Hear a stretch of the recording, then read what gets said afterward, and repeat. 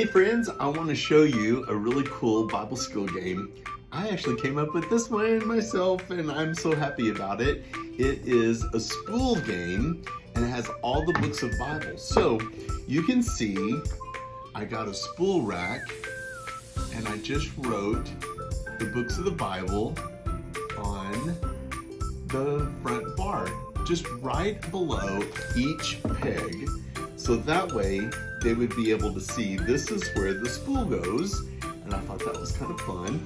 And then I also made spools with the books of the Bible. Let me point these out so you can see.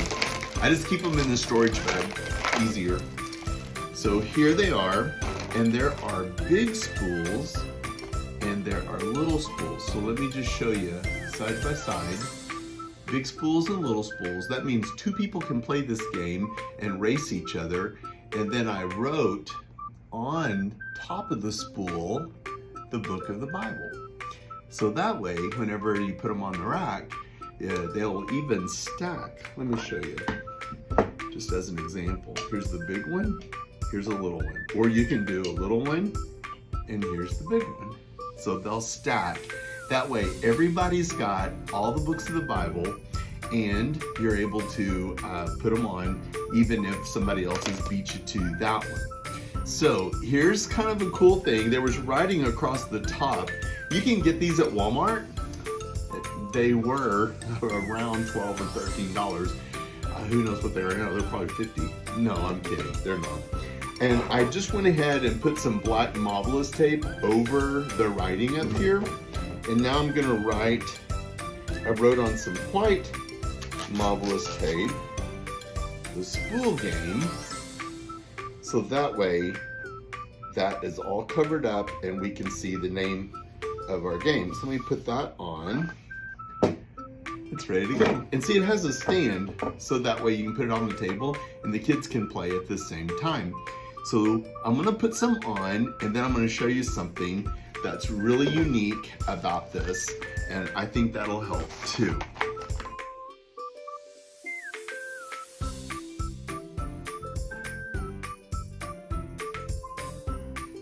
Okay, so I was able to get all of the large ones on and some of the small ones too.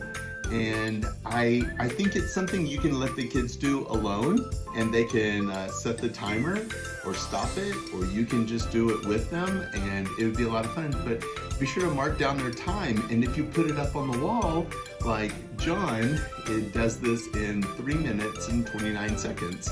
Then the next time John comes, he can try to beat his time, but then other people, other kids who want to try it, they're gonna be like, oh, I can beat John's time. And so, especially if you were to have a movable thing that says first place, second place, and then they'll be wanting to beat each other. So it's like a contest. And anytime there's a contest, that's gonna be good with the kids. And I would let them stand and do it. If you've got a place to do that, I think that the boys especially do better if they're standing while they are thinking and processing. And if not, they can sit at tables and do it. Just pour all of the spools into a small bowl or like this large paper plate and say go, and then they're off and going. And even if the small spools are here and they're having to dig through it to get the large spools, that only adds a little more fun to it. It's not a problem. Now, here's what I want to point out to you now that I've got them on here. I want to point out that I color-coded the division of the Bible. So there's 5 in the Old Testament and there's 5 in the New Testament. And so each division is how we learn them. And I went ahead and color coded them. Like for instance, these are all the books of poetry and they're all in orange tape. So as I was working on like the books of history, I was looking for the red ones because I knew they would be grouped right here and I didn't have to read the whole thing. I could do it just by doing a group. So if you wanted to put all the spools in here and then just say, only put on there Paul's letters. That's all. Ready? Go. And then it would be a contest and they would just be looking for Paul's letters.